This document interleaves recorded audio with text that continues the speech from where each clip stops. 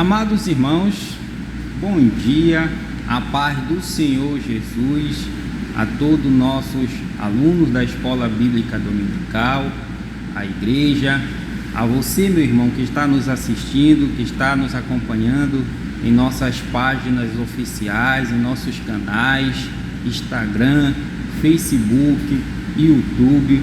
Que a graça e a paz do Senhor esteja com cada um de vocês na manhã deste domingo. Amados, nós estamos em mais uma transmissão desse projeto Escola Bíblica Dominical, orientado pelo nosso pastor presidente Orivaldo Moraes Ribeiro e sob a liderança do nosso presbítero Daniel Maia, líder do Departamento Geral de Ensino da Assembleia de Deus aqui de Barcarena.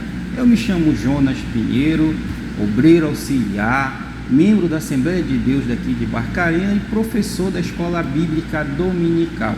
Neste domingo nós estaremos trazendo a lição de número 9 da Revista de Jovem, revista cujo o tema desse trimestre, Tempo de Conquista, Fé e Obediência no livro de Josué. O título da lição deste domingo nos fala da seguinte forma: os gibeonitas enganam a Josué. O texto do dia encontra-se no livro de Efésios, capítulo 5, versículo 15, que diz da seguinte forma: portanto, vede prudentemente como andais, não como nécios, mas como sábios. A síntese desta lição diz assim, a ideia principal da lição que nós iremos abordar hoje: precisamos estar vigilantes quanto àqueles que, com artifícios mentirosos, tentam nos fazer abandonar a nossa fé. Louvado seja o nome do Senhor. Glória a Deus. Amados irmãos, as vitórias do povo israelita, as notícias sobre a vitória sobre Jericó, a vitória sobre a cidade de Ai, ecoaram ali em todas as províncias da terra de Canaã. Os moradores de Gibeão, sabendo-se disso, eles ficaram ali apavorados, ficaram ali até mesmo preocupados, porque, geograficamente falando, eles seriam o próximo alvo de Josué. Eles estavam ali na rota de colisão com o exército israelita. Então, eles se fizeram de uma estratégia astuta, um plano ardiloso, um plano mentiroso, um plano de enganação que continha encenações, figurino, interpretações. Eles se disfarçaram ali e eles conseguiram convencer, ludibriar os líderes de Israel, Josué e todos os líderes das congregações. Eles se passaram ali como estrangeiros que vieram ali de uma província distante de Gilgal e que eles queriam ali firmar com Josué um acordo de paz, um tratado de paz, uma ratificação ali de uma aliança com Josué. E Josué, juntamente com os líderes das congregações, observando aquela aparência ali dos estrangeiros, e é o que a gente vai abordar na nossa lição, como se deu esse plano, como foi o detalhe desse plano que eles conseguiram ali lograr, Josué e todos os líderes, eles fizeram um firmamento. Deus havia instigado a Josué que ele não fizesse, que o povo de Israel não fizesse nenhum acordo, nenhum firmado com nenhuma cidade cananeia, com nenhuma cidade de um povo ali da província de Canaã. E nós vamos observar aqui que Josué ele vai repetir o mesmo erro que aconteceu lá na tomada de Ai, na primeira investida que Israel foi atacar Ai.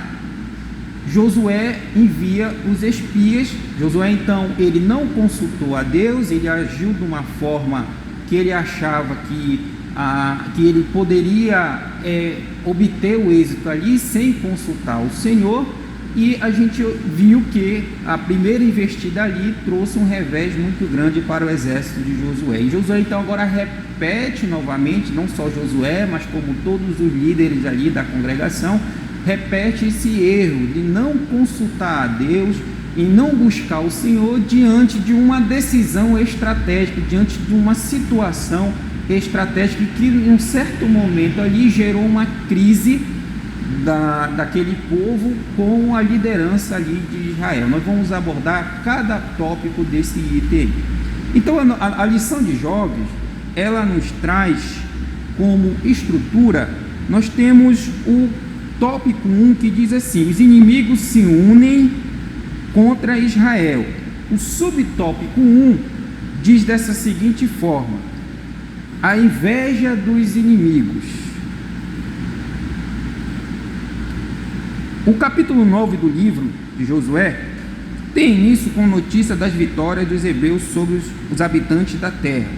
Diante das vitórias do povo de Deus, os reis que estavam daquém do Jordão, nas montanhas, na campinha, em toda a costa do grande mar, se uniram para combater os hebreus. Observe uma coisa, amados: aquelas cidades ali, quando souberam das notícias, das vitórias, das empreitadas e do resultado em que o exército de Israel, o exército liderado por Josué, obteve ali através da mão do Senhor agindo por eles resolveram então se unir as forças, unir os exércitos e criar ali uma coligação forte que pudesse então combater o avanço de Josué e o seu exército.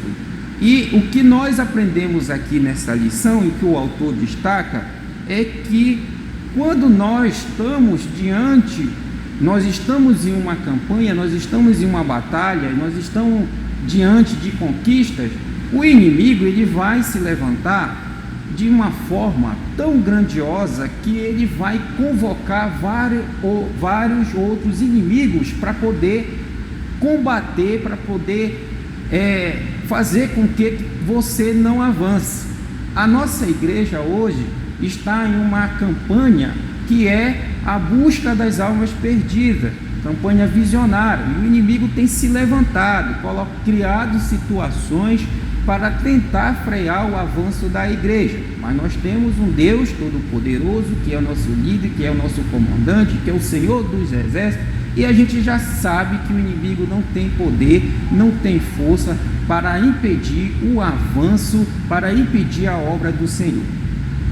No subtópico 2, os inimigos são numerosos. Impressiona a descrição da quantidade de povos cananeus aos olhos de Jordão, ao oeste de Jordão, que se uniram contra Israel. Então, essa confederação dessas cidades que se uniram ali contra Israel, o exército ficou tão grande, falando em termos de quantidade, que eles chegaram até um certo momento superar o exército de Deus. Mas nós temos aqui uma definição que o comentarista dessa lição, ele nos traz aqui, dizendo da seguinte forma: olha, não importa o tamanho do exército reunido na coligação, pois Deus estava no lado do seu povo. Amados irmãos, você aluno, você amigo, você que está nos assistindo aí nesta manhã, não importa o tamanho do teu problema, não importa o tamanho da tua dificuldade, em todas Deus tem poder. Não existe nada maior do que o poder de Deus. Na verdade, não existe nada maior do que a soberania de Deus. Creia nisso, meu irmão. Não existe nada que impeça a tua vitória. Pode até ser que o inimigo ele cresça numerosamente, ele se agigante na sua frente, mas você tem um Deus poderoso que te levanta, que te fortalece e que te diz: avante, marchai, eu estou contigo. Agora nós vamos falar do tópico 2 da nossa lição, que é sobre as astúcias dos Gibeonitas. Subtópico 1: As aparências se enganam. Os gibeonitas fizeram uma encenação a fim de seduzir o povo de Deus. Eles se disfarçaram muito bem, a ponto de enganar um general experiente como Josué. Eles se utilizaram de um excelente figurino, uma linguagem humilde, pretensa piedade, a melhor safra dos seus vinhos em odres velhos e remendados, além do pão mofado e outros itens apetitosos e valorosos da sua gastronomia. Agora nós vamos aqui comentar a vocês como foi que se deu esse plano mentiroso dos gibeonitas. Então os gibeonitas, eles fizeram da seguinte forma: eles se vestiram ali, se transvestiram como um povo humilde, se vestiram com roupas velhas, com roupas remendadas, com os sapatos envelhecidos, usaram-se ali da sua provisão, das suas safras, trouxeram vinhos, e esses vinhos tinha vinho novo, vinho velho, vinho deteriorado, vinho azedo. Isso eles queriam repassar a impressão que eles vieram de um lugar muito distante ali de Gilgal, e eles queriam convencer a Josué que eles não eram das cidades inimigas, eles não eram dali das cidades circunvizinhas ali de Gilgal, do acampamento de Gilgal. Então eles se fizeram dessa figuração. Se a gente podemos assim dizer que eles fizeram uma peça teatral bem arquitetado, bem organizado, e que conseguiram, pessoal, convencer Josué. Josué é um homem experiente, um comandante do exército do Senhor, Josué que falava, que andava com o Senhor. Josué, trazendo assim para uma linguagem para o nosso dia, caiu na lábia daquele povo. O que isso traz de lição para a nossa vida?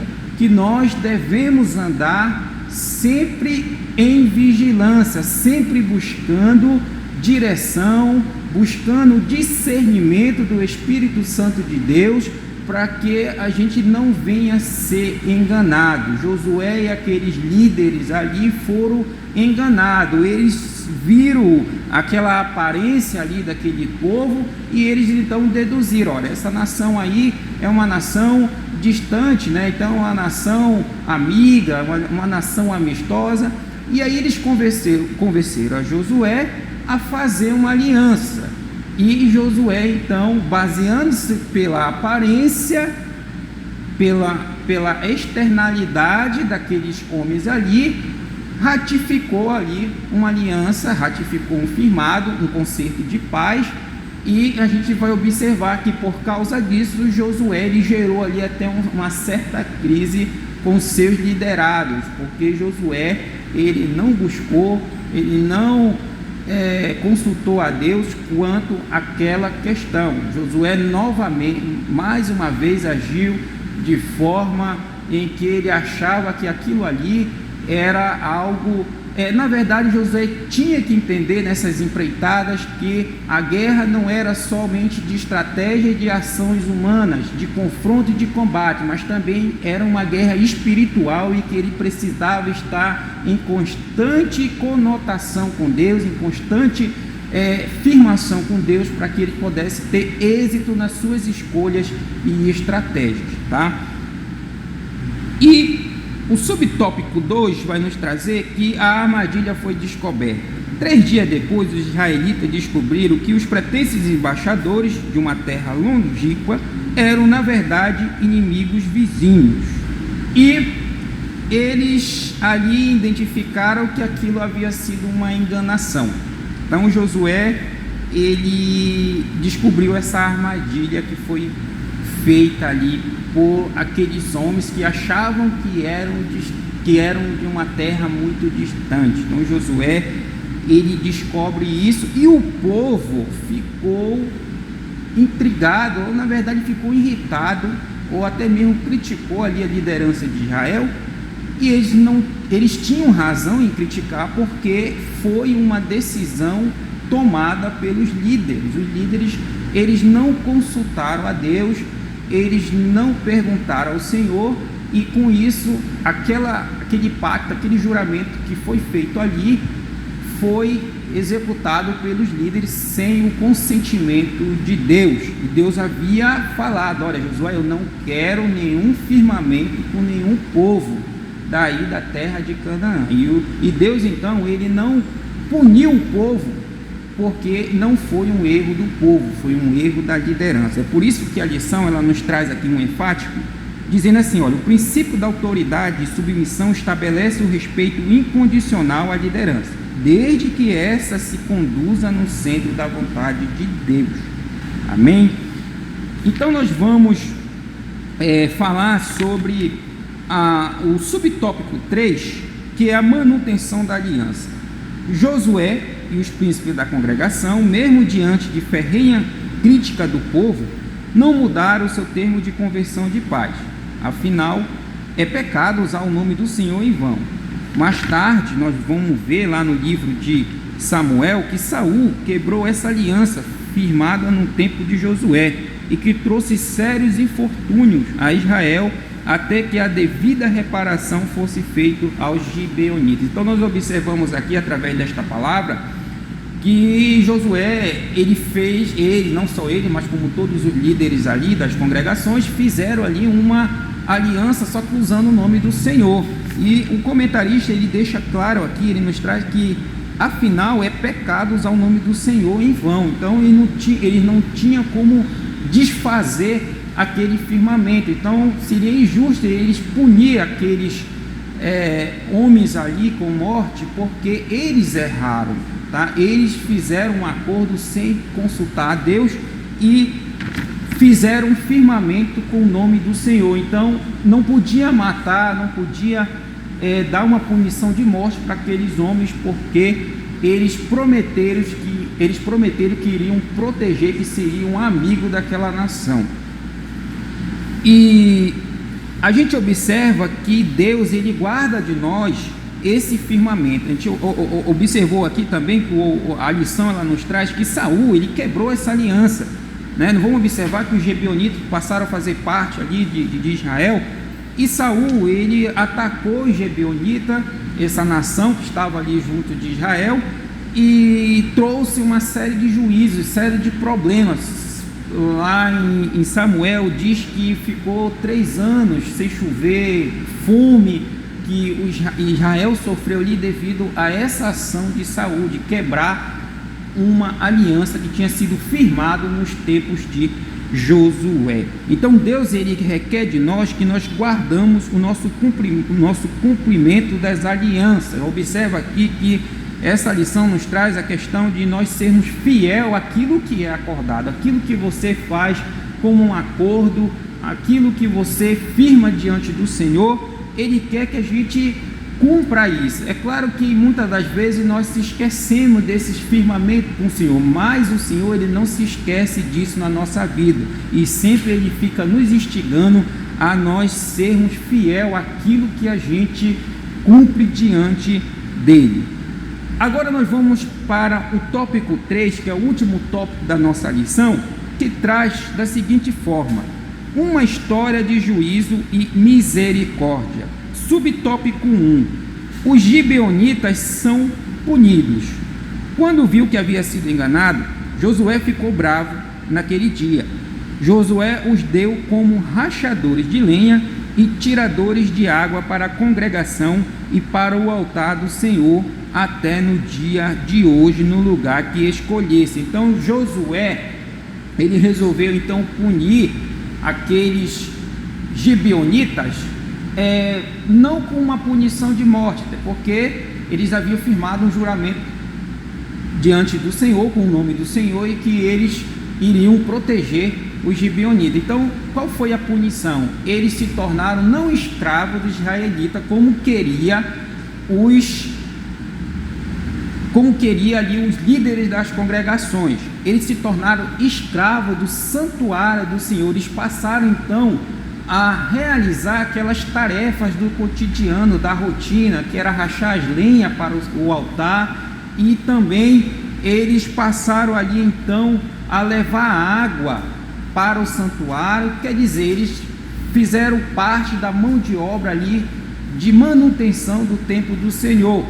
Agora observa bem que essa maldição trouxe uma bênção para esses gibeonitas, tá? É o que o subtópico 3 do tópico 3 vai nos dizer: bênção no lugar de maldição. Pela postura de humildade do gibeonita, isso tocou o coração de Deus, sendo destacado para o serviço perpétuo na casa do Senhor. Abençoou a eles e se tornaram participantes de alguns direitos usufruídos pela casa de Deus. Observa bem, os gibeonitas, eles se arrependeram, eles confessaram diante de Josué todo o trama, toda a enganação, e Deus, ele transformou o juízo que seria aplicado a ele em triunfo, em bênção, porque ali os gibeonitas, eles puderam então obter o êxito que eles queriam, com planos que eles tramaram ali, de manter a sua preservidade, manter a preservação da sua etnia, do seu estado, das suas províncias ali. E eles passaram a ser obreiros da casa do Senhor, eles passaram ali a fazer todas as atividades até nos dias de hoje. Então os gibeonitas foram abençoados. A maldição sim foi aplicada a eles, mas eles foram abençoados porque também eles passaram a usufruir dos benefícios de Deus dado ao povo israelita. Os gibeonitas passaram ali a usufruir. A gente tem aqui alguns relatos aqui da Bíblia em relação a essa nação, esse povo gibeonitas, que transformaram numa bênção para Israel. A Arca da Aliança ficou durante décadas na cidade de Gibeonita de Quiarate-Jearim, e no tempo de Salomão o tabernáculo foi armado em Gibeão, e posteriormente eles foram chamados de netineus, ou servos do templo do Senhor. Eles auxiliaram os levitas e estava entre os primeiros exilados que voltaram da Babilônia, sob a liderança de Zorobabel. Lá em 1 Crônica, capítulo 9, versículo 2, nos diz essa referência. Apesar deles não serem descendentes de Abraão, eles puderam ajudar a reconstrução dos muros de Jerusalém. Nós aprendemos aqui com tal episódio que a misericórdia divina, ela triunfa sobre o juízo. Então, Deus é um Deus de amor, um Deus de justiça, mas essa justiça de Deus vem atrelada a ele a misericórdia. Deus teve misericórdia com aquele povo. Deus entendeu o arrependimento. Deus aceitou o arrependimento daquele povo. Observa bem, Jericó, Ai, tiveram também as suas oportunidades de se arrepender e de se voltar para Deus. Mas observe que os gibeonitas, mesmo eles utilizando de um meio errado, porque até então eles não conheciam Deus, não conheciam a verdade do Senhor, a lei do Senhor, mas eles agiram de uma forma errada, tentando se preservar. Mas eles reconheceram isso e se arrependeram, e Deus aceitou esse arrependimento, Deus aceitou o coração deles. Então o Senhor trouxe a ele triunfo sobre o juízo que havia sido colocado sobre ele. Para nós concluirmos, irmão, e finalizar a nossa lição, a história dos gibeonitas nos ensina as importantes lições. Uma delas é que jamais devemos tomar parte de qualquer atitude sem antes consultar o Senhor. A segunda é que precisamos estar atentos às ciladas do inimigo, pois ele é ardiloso e as suas mentiras podem nos impedir de herdar a terra prometida pelo Senhor, que é a Nova Jerusalém. Amados irmãos, eu agradeço a companhia de vocês. Continue nos assistindo, continua compartilhando, e que Deus abençoe este domingo e abençoe esse final de semana. A paz do Senhor Jesus.